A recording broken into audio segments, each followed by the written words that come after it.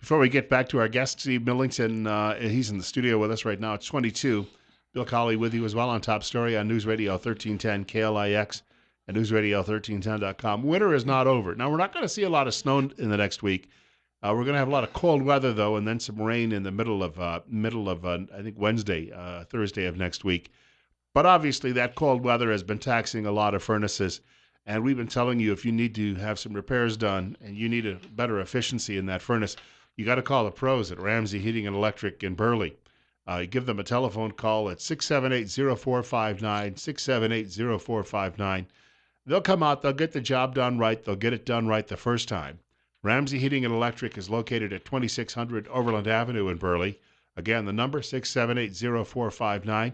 Ramsey Heating and Electric, where they sell warm winters and cool summers. Steve Millington was away at the winter meeting for the Republican Party. Now, I planned to go, but then I got up and looked at the weather that morning, and I had one car buried in snow, and the other car is the older car, and I just thought, I'm not so sure if I don't have to make this trip that I want to, but you didn't have any choice. No, I didn't. And in a lot of ways, that I'm okay with that. You know, you get the big pickup truck and you shift it into four-wheel drive and turn your brain on. There's a lot of people that shift into four-wheel drive and turn their brain off. And I saw several of them in the borrow pit as I went down the road. But so you know, I had it explained to me this way one time: four-wheel drive is what you use to get out of the mess that you got into. Yes, yeah.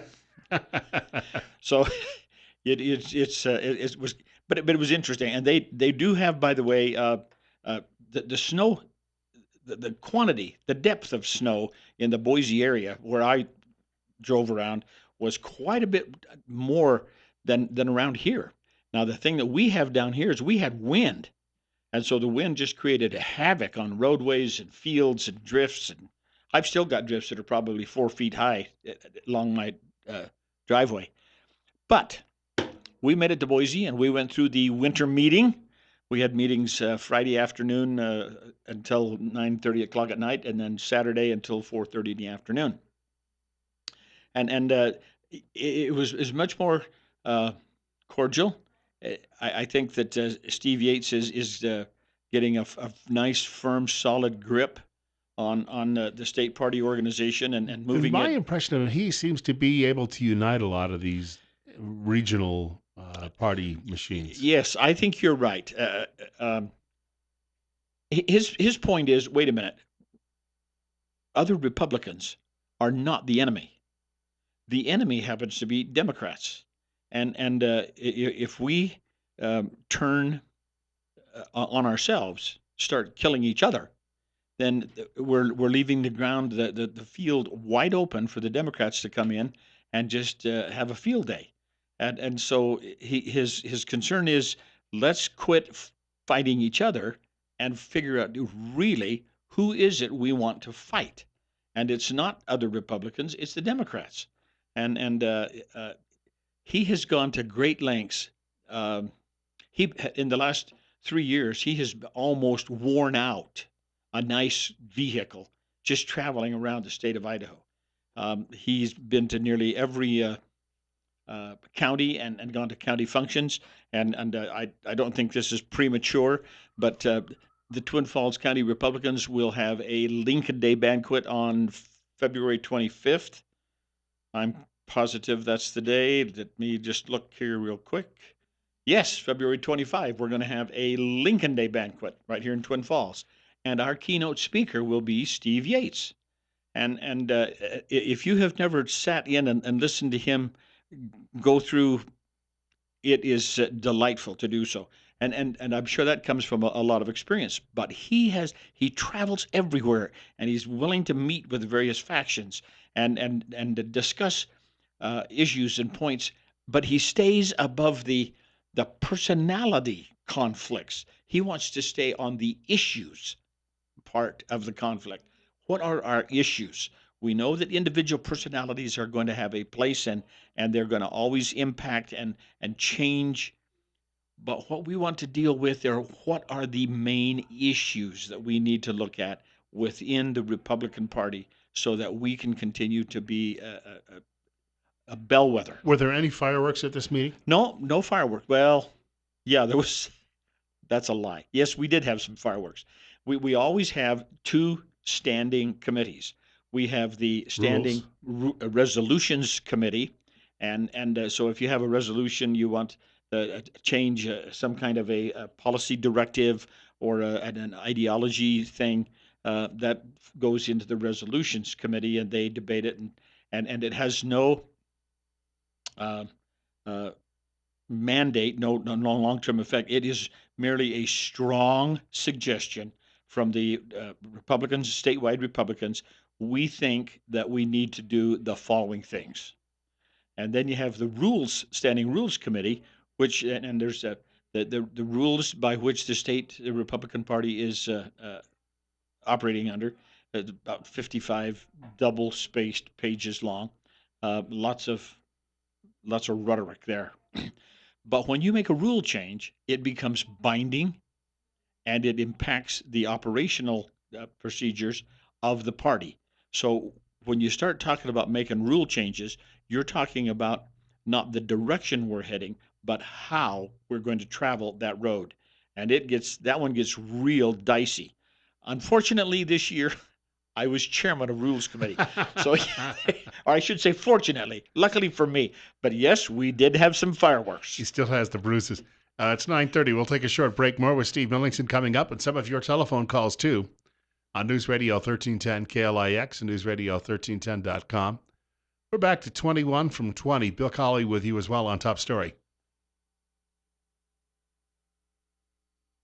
We'll get back to Steve Millington in just a moment. Bill Colley with you as well on Top Story on News Radio 1310 KLIX, newsradio1310.com. Just a reminder, we had a good meeting yesterday with Dr. Jonathan Tripp from Tripp Family Medicine. He expects to be back in studio with us next Wednesday between 8:30 and 9 o'clock. We'll be talking medical issues with him, also taking some of your telephone calls if you have a question or comment for the doctor. I'd like to remind people his office is still looking for new patients. And often, and we say that in a general sense, it's not 100% guaranteed, but often they can see you on the very same day if you call with a medical issue in the morning. And I do want to point out, Tripp Family Medicine is located on Fillmore Street in Twin Falls, directly across from the main post office. And of course, life's too short not to feel good. It's 9:34, and we were talking with Steve Millington about the get-together, and was it Boise this Yes, past Saturday? we were in Boise. And so the Rules Committee got to be a little controversial. Did everyone finally come to an agreement at the end of all of this? Yes. What was the change that got? Well, there are two or three points that people wanted to interject. They wanted to the rules currently state that the chairman can appoint standing committees, and they want to change that particular paragraph and say the chairman has to appoint a rules committee, a resolutions committee, and then they wanted to add a judiciary committee and an audit committee.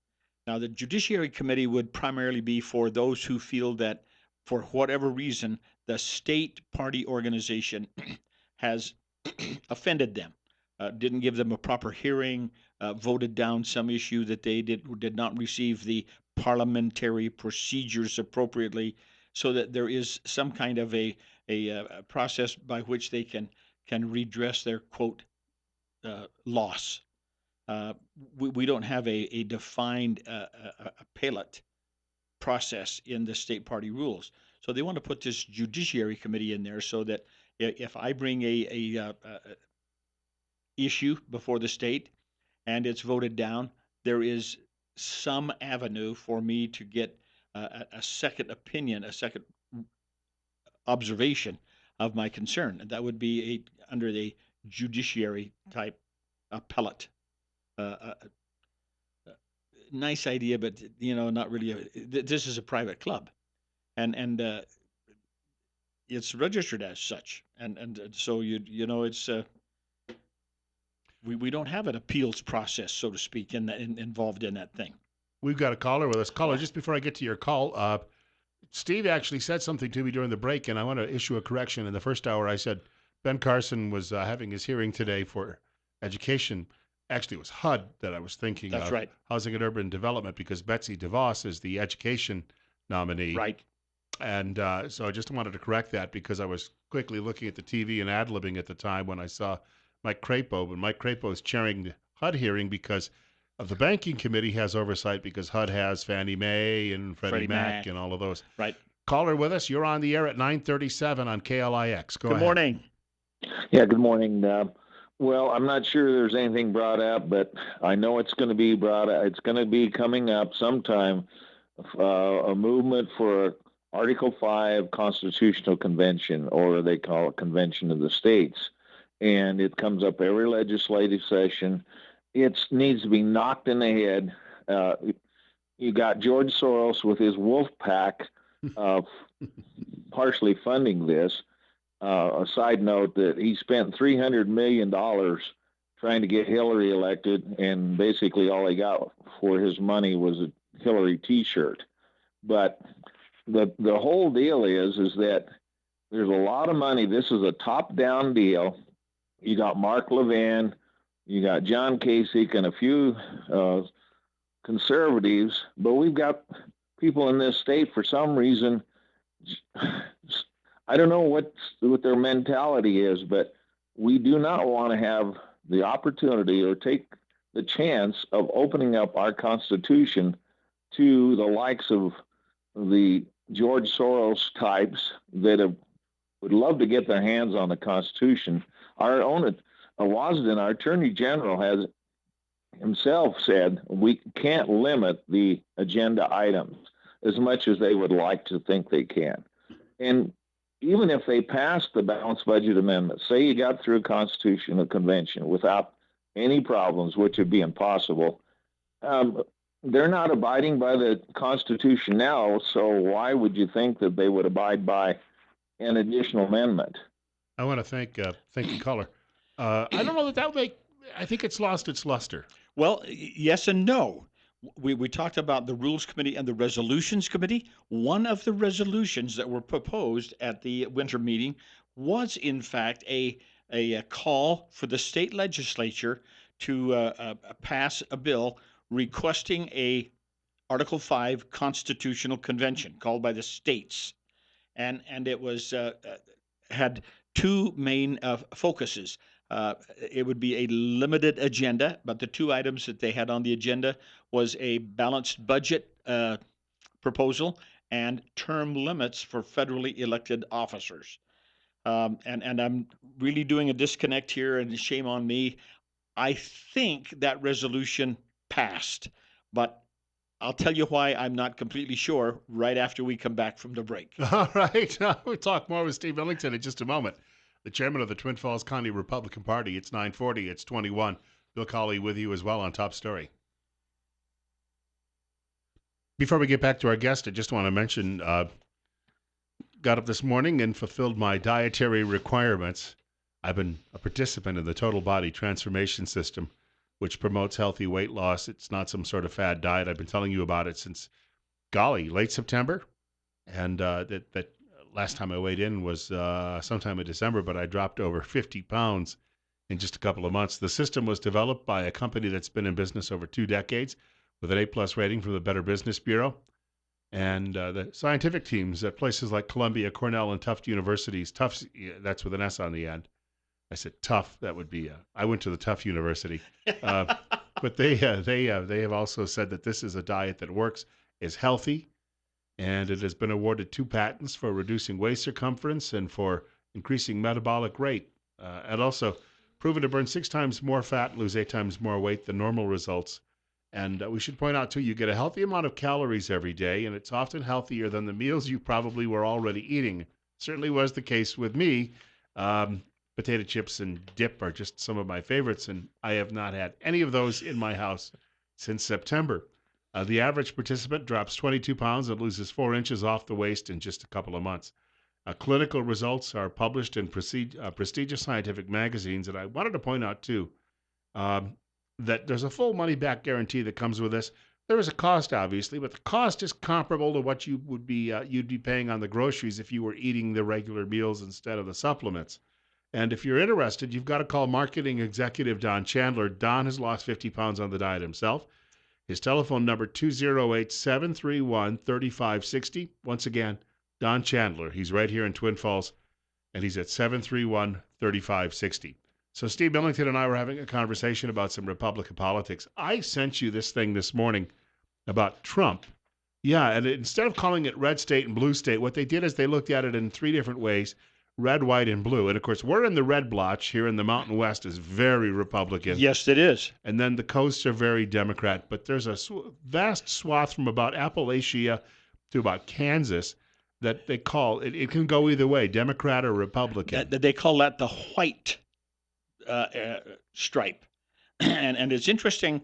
In the past, these people that seem to be so isolated, or not isolated, but identified in this white area have seemed to be more blue in nature, and over the past 15, 18 years, they have made a transition to where they have become more red, but they don't want to call them red; they want to call them white, and the white is that they are disenfranchised or disgusted, and so they have switched from a quote blue background to a more red colored, but they are not fixed.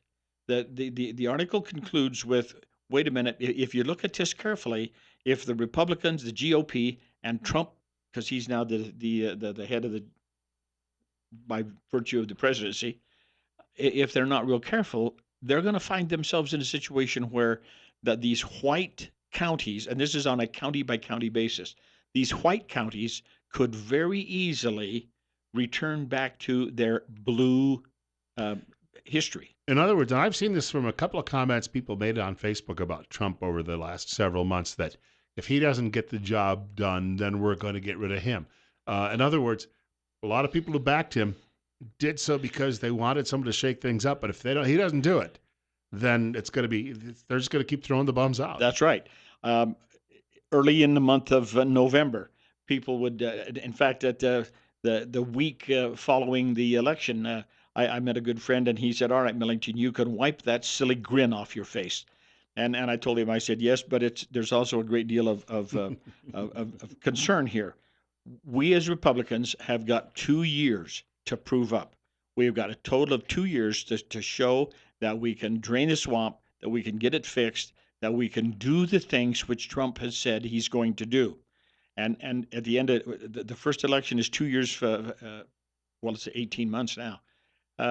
We're going to do the House of Representatives in its complete entirety, and we have 34 United States senators, 24, 25 of which are Democrat. So we could really solidify our hold on the United States Senate if we could tip over that group of people. But it's absolutely, totally, and completely based upon what have you done for me lately. And this article that a copy of which I have that you sent me this morning, points out that very thing. These are the people, they kind of refer to them as clusters. Mm-hmm. And they identified them on a county by county basis and said, what do these people look like? Well, for a large measure, they are the middle class. They are the hard workers. This is the wrong descriptor, and I don't want to, I'm reluctant to use it, but I think you'll understand it. This is the blue collar kind of workers, okay? The people who make things happen and make things go and get things done. And this is the group of people. It used to be that they were totally, totally strong labor union based people. They voted Democrat, although they were conservative in their social views. Right. And now they've discovered that, gee whiz, that other group is not doing me any favors. I'm going to change positions. And the article states very emphatically, the Republicans, the GOPs, and especially the United States Congress, the House and the Senate, together with the White House, had better take seriously these particular trends, because they change quickly. And this article says the trend kind of shifted a little bit and then it just was like a flood this last election. It just changed completely because people were so fed up with what the government, Washington, D.C., was doing to us. So it's a warning for Republicans that you got to hold these people by satisfying them. That's how we hold them. We have got to do the things we said we were going to do. We've got to have some tax reform. We've got to bring jobs back to America. We've got to get a handle on the immigration issues and get that under control.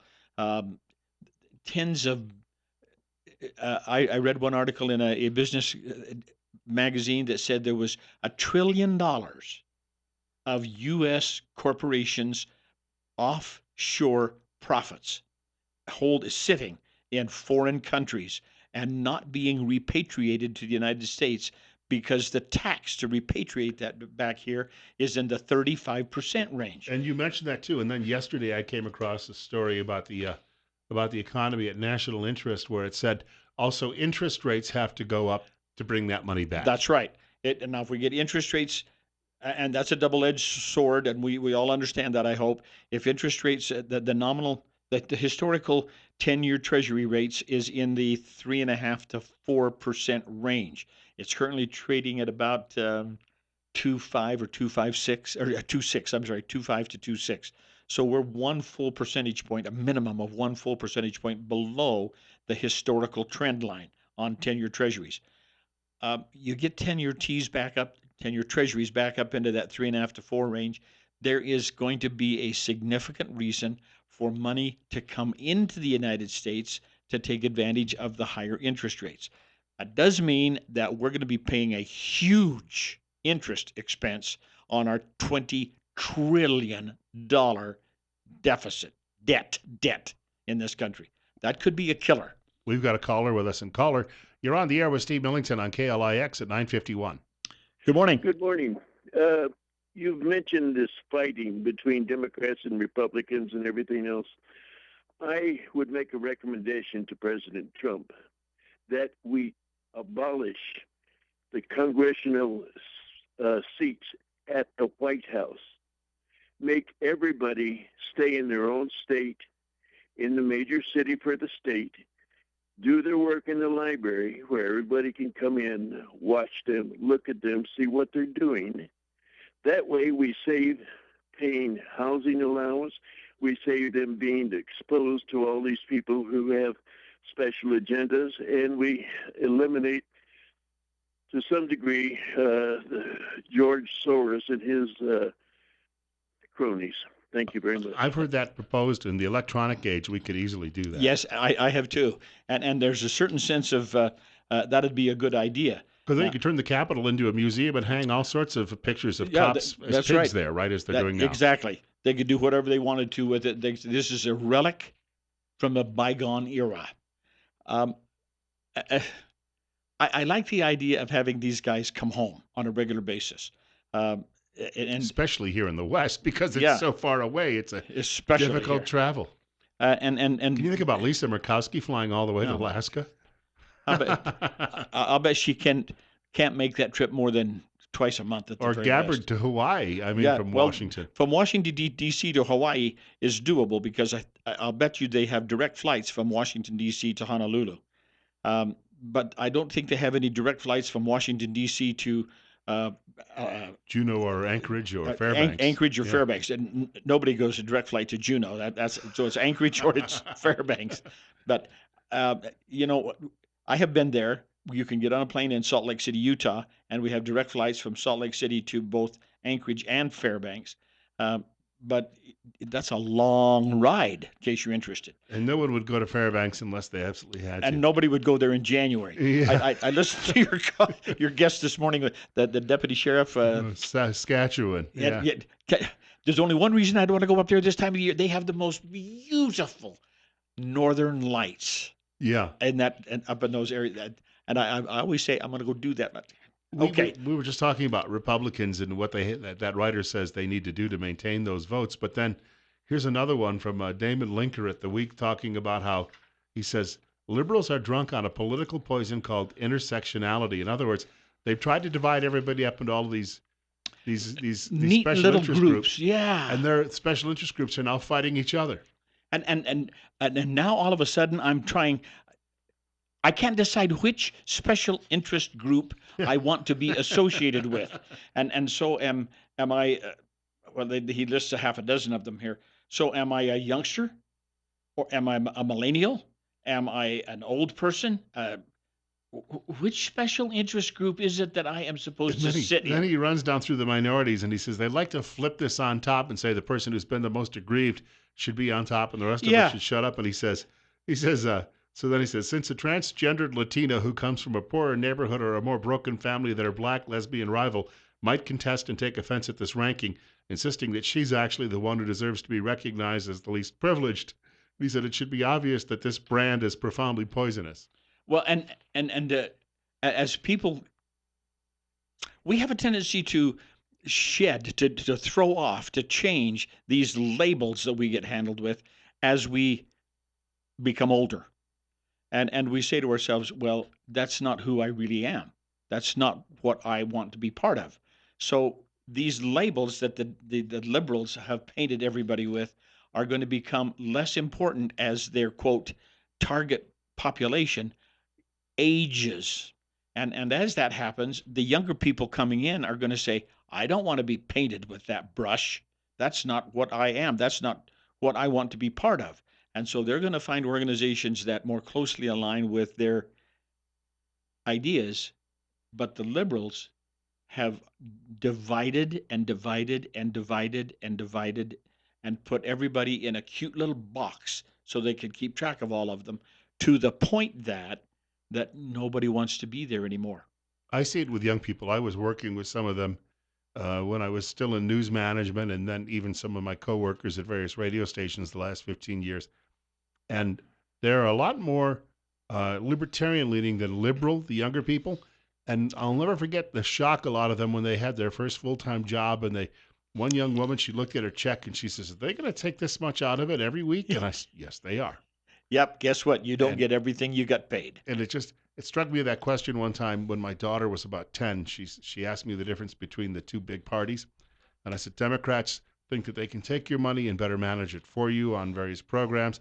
Republicans think you're better off holding on to it and make your own decisions. And she said, okay. I said, well, which one are you? And she said, I'm a Republican. And we're seeing more and more of that happen. People are beginning to get the sense that, hey, wait a minute, I can do these things better for myself than somebody else can do them for me. And as a result, I don't want to be placed. The liberals have put labels on everybody, and if you don't fit one of their cute little labels, then you must be a undesirable. Is that deplorable? Deplorable. Yeah. I'm sorry. You must be one of the deplorables Yeah. because you don't fit one of our cute little labels. Therefore, you are deplorable. And I think that we're going to see that change. We're going to see that change. We have to take a break. It'll be a short week. We'll see you again Tuesday Yep, morning. I'll be back Tuesday. Only And, this time I'll get my calendar cleaned up. All right. Sorry about that, Bill. Steve Millington joining us in the studio this morning on Top Story on News Radio 1310, KLIX, newsradio1310.com. 20 right now. Remember, we're talking firearms tomorrow morning between 9 and 10 o'clock right here on the radio. In fact, do want to point out, God willing, if the creek don't rise, I'll be here between 8 and 10 o'clock tomorrow morning. And so we'll have an opportunity to do that. In the meantime, Rush Limbaugh coming up next, following Fox News at 10 o'clock. Also, Sean Hannity at 1 o'clock, Glenn Beck at 4, and Dave Ramsey tonight at 7.